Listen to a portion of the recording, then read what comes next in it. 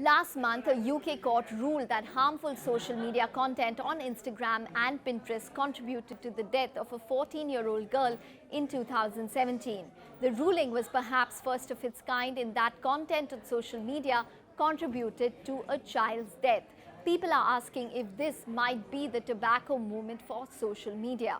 Mental health is largely defined as a state of overall wellness in which people solve everyday problems, cope with stress, contribute to community. And while the case of the 14-year-old suicide might be an extreme case that had underlying factors, today there is a growing debate on whether social media usage affects one's mental well-being. For example, a 2013 study indicated that the more people used Facebook in a day, they felt less moment-to-moment happiness and less life satisfaction, as it possibly fueled feelings of social isolation. A 2017 survey by the Royal Society for Public Health indicated that Britons aged between 14 to 24 believe that Facebook, Instagram, Snapchat and Twitter have detrimental effects on their well-being. While the social networks gave them extra scope for self-expression and community building, they also said that the platforms exacerbated anxiety and depression, deprived them of sleep, exposed them to bullying, and created worries about their body image and FOMO, fear of missing out.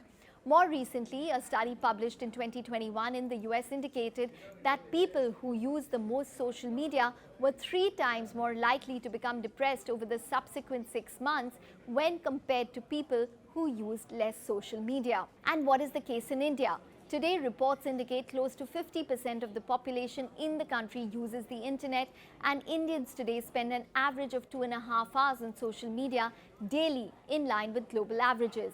Instagram, Facebook are expected to be the most widely used social media platforms in the country. While we don't have research-backed statistics on what might the impact of social media be on users in India, conversations with doctors indicate that there has been a rise in overall digital interface or usage since COVID-19.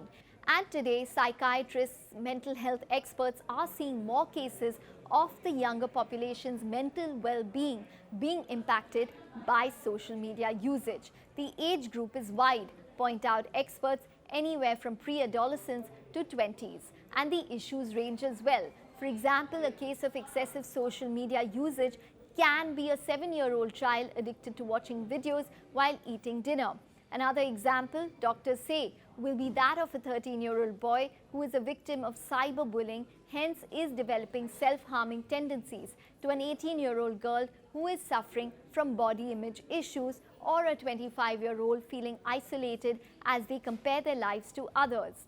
Doctors point out that this emerging trend of social media, and especially excessive usage, can affect mental well-being in different ways, and for some it could be temporary, while for some it could lead to mental disorders such as anxiety and depression, or exacerbate it. Also, studies say that social media usage and mental health might not have an exact causation, but there is a correlation. For example, excessive social media usage fuels underlying factors which are important for mental well-being. For example, excessive social media usage leads to lack of face-to-face interaction, lack of physical exercise, and less to low sleep. Lastly, some studies point out that the impact of social media is neutral, that is, it did not impair mental health functioning, and for some it was positive as well. For example, increased social activity for some and allowing others to seek mental health help with anonymity. But the conclusion is that today there is not enough evidence that has been collated over a period of time for us to assess the long-term effects of social media. What we do know is doctors point out that media literacy, which is, for example, learning the ability to balance usage and assess content, should be started at younger ages.